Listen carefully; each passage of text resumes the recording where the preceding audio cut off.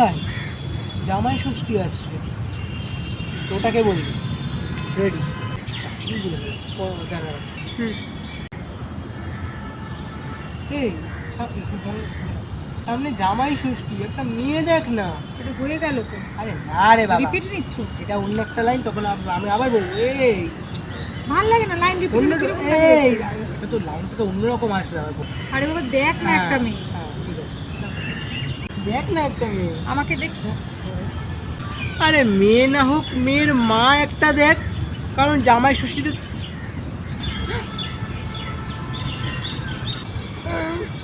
আজকে মা যা রান্না করেছিল না ভাই, জাস্ট ফাটাফাটি, জমিয়ে খেলাম।